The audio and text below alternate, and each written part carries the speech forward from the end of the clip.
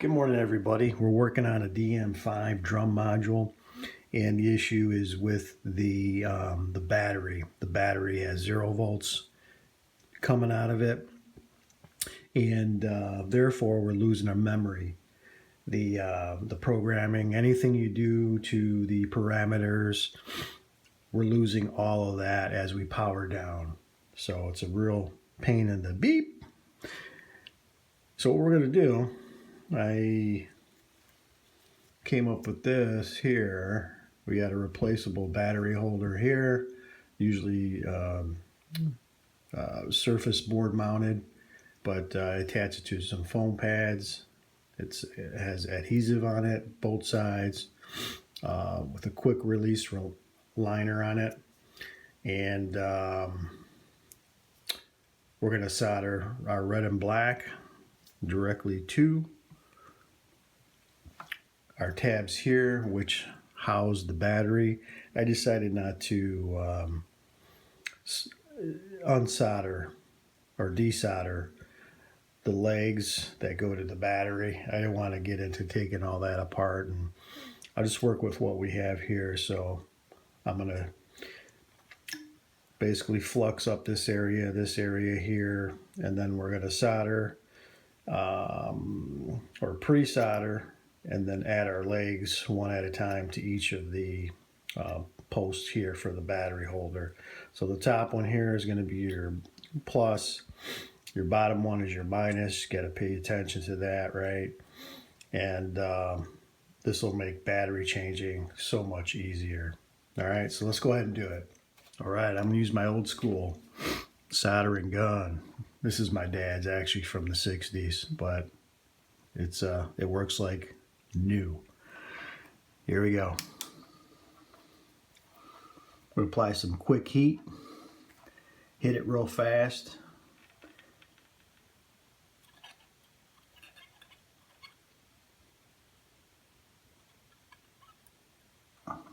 Just like that.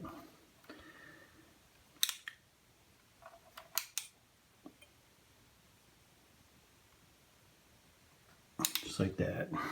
Okay. Don't want to stay on the tabs too long because you'll end up melting the solder. You know, these tabs are set up pretty good as is, so we don't have to pull them. We can utilize what we have, recycle, repurpose, reuse, right? And there's this is already this has flux on it already, so I pre-treated that. Get this down in there. It's a little awkward because of the angle.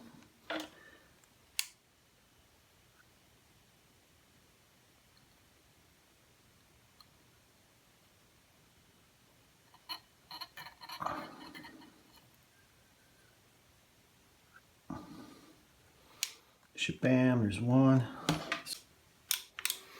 Okay, so the battery is removed at this point. You can see there, right? So let's go ahead and take our negative lead and attach that to our soldering tab here. Quick hit. We're in, we're out, and we're done. All right, so now we're gonna finish up with the installation. I'll go ahead and remove the backing tape to expose the adhesive. There we go. And I'll just pick a nice spot on this board here. Looks like there's some good real estate right here. Shabam. Just like that. Oh, that's going to be sweet if I have to replace this. These batteries are going to last up to 10 years, by the way. We'll call it 5, right? But if you have to get in there, it's going to be so much easier. These points here on this tab and here, if you want to insulate that with some electrical tape, that's your choice. This module is not going anywhere. It lives here in my music room, so it's not going to be jarred around. So I'm not worried about this, you know, contacting each other, the red and black wire. But anyway, you can insulate it. Go ahead and put the battery in. It's a 2032. I updated from the 2325. has more available current, and therefore should last longer as well. Okay. One other thing on the battery here, you have to be careful when you're actually pulling the leads from the battery. Just take your time, and you'll want to kind of start prying on the edges here off of the battery. These tabs are held on by a couple spot welds, which you can overcome very easily by working this lead off the top of the battery from this area, and also the back end here. You're just kind of like peeling it off almost on the battery. But again, you have to be careful because you don't want to pull these legs up and off of the PCB.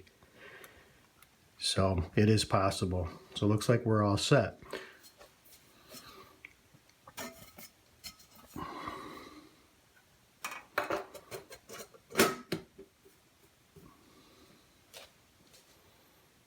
So let's go ahead and power it up.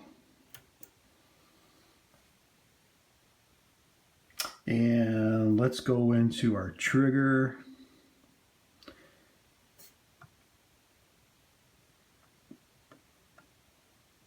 And usually I'd have problems with low battery.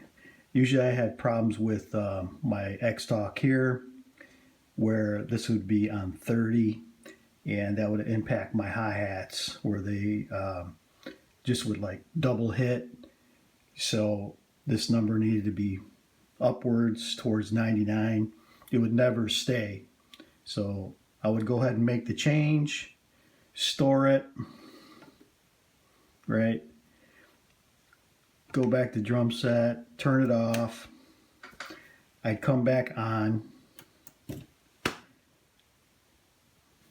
Okay, or I would turn the unit back on, and I would go back into my trigger, and you would see that this would have went back to 30, whereas now it's staying where I set it at the 94. So this looks like it's an effective repair. This may be something similar to what you're experiencing as well, right? So it looks like we're all set. Hopefully this video has been helpful to you. If you like it, give me a thumbs up. Other than that, good luck with your project. Cheers.